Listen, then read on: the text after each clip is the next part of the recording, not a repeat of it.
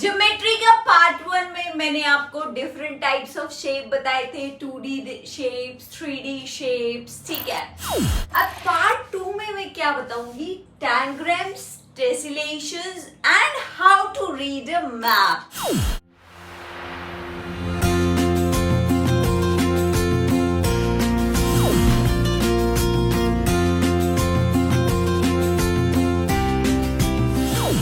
Hello students, welcome back to my channel Mrs Shiksha Wali. अगर मेरे video को फर्स्ट टाइम देख रहे हैं, प्लीज मेरे वीडियो को लाइक कीजिए, मेरे चैनल को सब्सक्राइब कीजिए। आज का हमारा टॉपिक है क्लास 3 ज्योमेट्री पार्ट 2। तो आइए शुरू करते हैं हमारा आज का वीडियो। इसमें मैं आपको tessellation, tangrams and reading a map के बारे में बताऊंगी। तो देखते हैं tessellation, tangrams and reading a map. Geometry is a branch of mathematics that deals with the lines, angles, shapes of images and objects, ठीक है। ज्योमेट्री का पार्ट 1 में मैंने आपको डिफरेंट टाइप्स ऑफ शेप बताए थे, 2D शेप्स, 3D शेप्स, ठीक है। अब पार्ट 2 में मैं क्या बताऊंगी, tangrams, tessellations and how to read a map, ठीक है। तो पहले हम शुरू करते हैं टैंग्राम्स से। टैंग्राम्स क्या होते हैं? टैंग्राम क्या है? It's a old Chinese puzzle. Puzzle कैसा है? ब्लॉक्स पजल नहीं है, ये शेप से पजल बनता है। जो मैथमेटिक्स में, ज्योमेट्री में जो शेप्स यूज होती है, जैसे कि स्क्वायर, रेक्टेंगल, ट्रायंगल, पैरेललोग्राम, उनकी हेल्प से एक पजल बनता है, ठीक है। अब देखिए, सपोज कीजिए ये एक शेप्स का अरेंजमेंट है।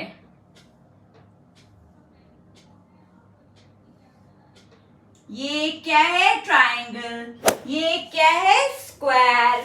फिर ये क्या है? पैरेललोग्राम, ठीक। फिर ये क्या है? ट्रायंगल। फिर ये क्या है? ट्रायंगल। ये देखिए सारी ज्योमेट्रिकल शेप्स है, triangle, square, parallelogram, triangle, triangle, ठीक है। ये सारी शेप्स अरेंज्ड है। अब अगर मैं कहूं इस अरेंजमेंट में क्या कोई आपको इमेज दिख रही है? कोई इमेज बन रही है इससे? यस, ये एक डक बन रही है। देखिए डक की ये बीक है, ये हेड हो गया, ये उसकी नेक हो गई, ये डक के बॉडी पार्ट हो गया, ये डक के फेदर हो गए, ठीक है। तो टैंग्राम क्या है? जिसमें वो ज्योमेट्रिकल शेप्स यूज करके हम किसी फिगर को शेप दे दे, ठीक है। अब अगर मैं आपसे एक इमेज बनाऊं और कहूं इसमें से कौन कौन से टैंग्राम यूज होंगे, इस पे दो टाइप के क्वेश्चन आते हैं। एक तो ये इमेजेस अरेंज्ड है in the form of puzzle. आपसे पूछा जाए कौन सी इमेज फॉर्म हो रही है, उसको ड्रॉ करके बताओ। आप ऐसे ड्रॉ करके बता देंगे कि ये भाई डक बन रही है ऐसे, ऐसे, ऐसे और ऐसे। सॉरी,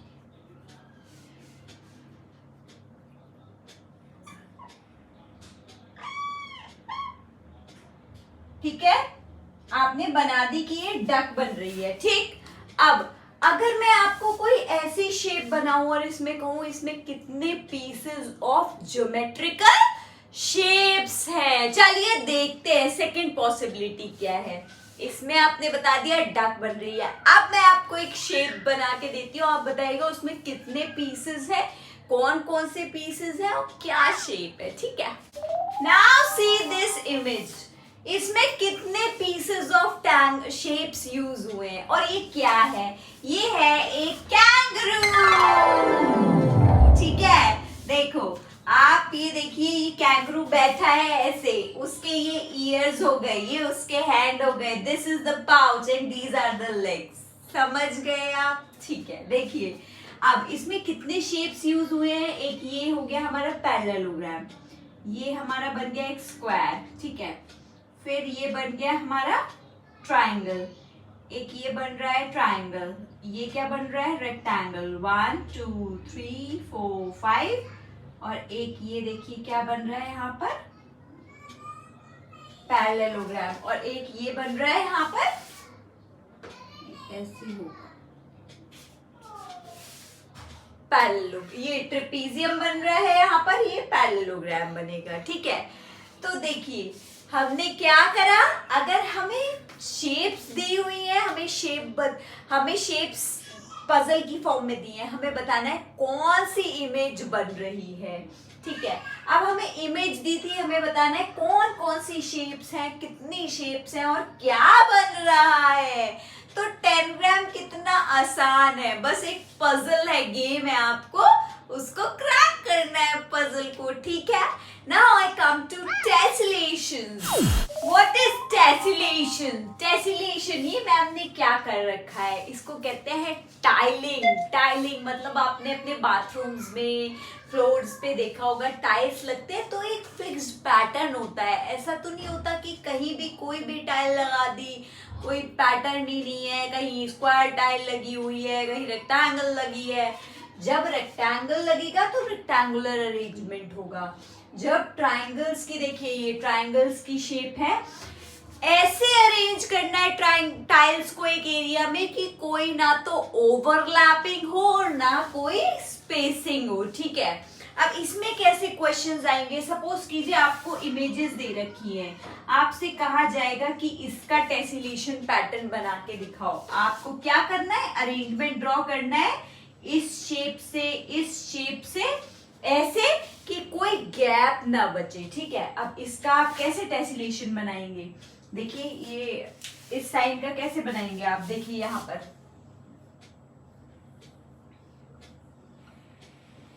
इसको फिर ऐसे ले लेंगे, इसके साथ यहां से फिर कंटिन्यू कर देंगे, फिर इसको ले लेंगे, फिर यहां से फिर कंटिन्यू कर देंगे। तो एक फिक्स्ड आपको पैटर्न लेके गैप्स ना रहे और ओवरलैपिंग ना हो और आप टेसिलेट करते रहेंगे।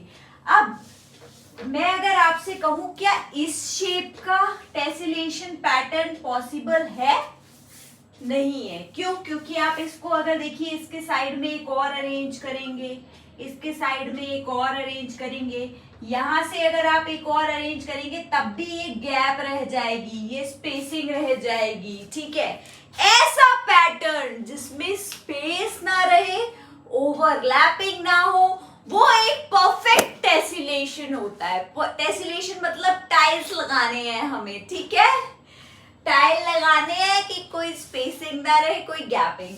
आपको एक शेप दे दी जाएगी, ये क्या है, पॉसिबल है टेसिलेट करना? It is possible, it is possible, this is not possible.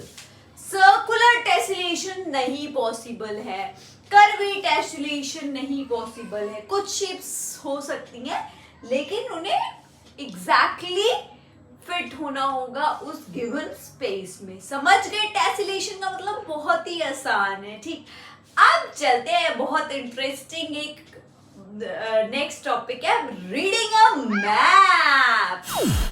Now reading a map मतलब आपको कोई लेआउट दे रखा होगा, कोई मैप दे रखा होगा, उसको आपको एनालाइज करना है, रीड करना है, फिर कुछ क्वेश्चंस होंगे उनको आंसर करना है। अब ये क्या मैम ने मैप बनाया है, ये एक पार्क है, पार्क में एक सेंटर में एक लेन है, ये ट्रीज हैं, डस्टबिन है, ये क्या है, ये चेयर्स जो पार्क में जो स्लैब बेंचेस पड़ी होती है ये वो है, ये स्टॉप का साइन है, यहाँ पर रुकना है, ये स्विंग है, स्लाइड है। अब आपसे क्वेश्चंस पूछे जाते हैं इस पे base, how many trees are there in the park, बताइए।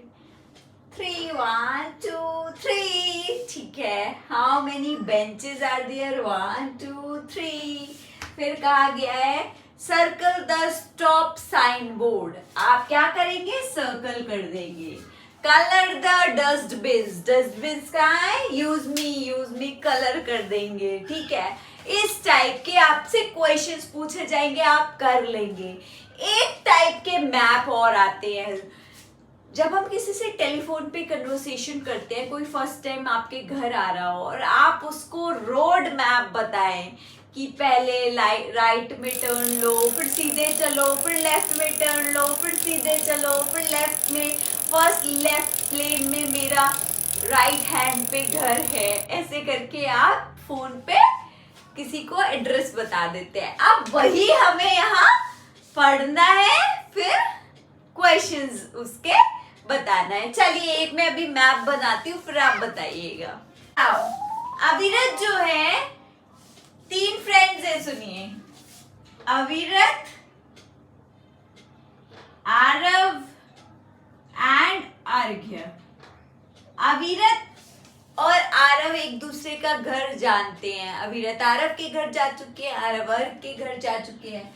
अर्घ्य जो है वो अविरत के घर आ चुके हैं, उनको आरव का घर का रास्ता नहीं पता है। अब वो अविरत से कहते हैं कि तुम मुझे आरव के घर का रास्ता बता सकते हो। अविरत कहता है मैं तुम्हें कहाँ से बताऊं, अविरत कहता है मैं तुम्हें अपने घर से आरव के घर का रास्ता एक्सप्लेन करता हूँ। ठीक है, तो अविरत क्या कहते हैं कि अविरत का जो घर है, ये अविरत का घर बना दिया मैंने, उनके घर के पास एक स्वीट शॉप है। ठीक है, अविरत आरव से कहते हैं मेरे घर से तुम स्वीट शॉप पहुंच जाओ। ठीक है, स्वीट शॉप पहुंच गए।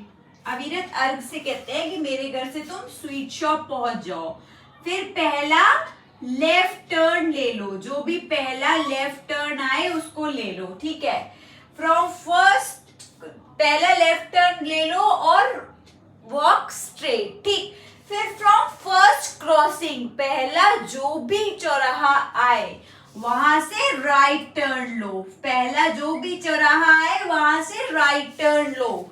फिर एक ब्रिज पड़ता है, ठीक है, cross the bridge, go over the bridge, go straight, then take first left turn, cross the bridge, bridge cross करो, सीधे जाओ, फिर पहला लेफ्ट टर्न ले लो। ठीक है, पहला लेफ्ट टर्न लोगे, उसके बाद क्या होगा, जो भी फर्स्ट क्रॉसिंग आए लेफ्ट टर्न लेने के बाद उसमें राइट हो जाना। जो भी क्रॉसिंग, ये क्रॉसिंग आया उससे राइट हो गए। राइट होते ही एक बिग पार्क दिखेगा तुम्हें, पार्क के जस्ट सामने वाला घर किसका है, आरव का। आई होप आप समझ गए, मैं ब्लैक से लिखती हूँ, बड़ा सा आरव का घर, आरव। सो अविरत ने कितने अच्छे से एक्सप्लेन किया है अर्घ्य को आरव के घर का रास्ता। अब इसमें आपको बोथ वेज क्वेश्चन आ सकता है। आपको मैप गिवन है, आपको स्टेटमेंट देना होगा कि अविरत ने क्या रास्ता बताया कि walk straight from my home to the sweet shop, then take the first left turn, then walk straight, then from the first crossing take the right turn, cross the bridge, walk straight, then take the first left turn after crossing the bridge, walk straight, then from the crossing take the right turn, there's a park and the house in front of the park is Arav's house। ठीक है, ऐसे लिखना है। अगर statement आपको दिया हुआ होगा, मैप ड्रॉ करना होगा, आप कर लेंगे। कितना इजी है रीडिंग अ मैप। आपको अगर कोई पिक्चर स्टडी दी हो आप कर लेंगे, स्टेटमेंट दिया हो आप पिक्चर ड्रॉ कर लेंगे।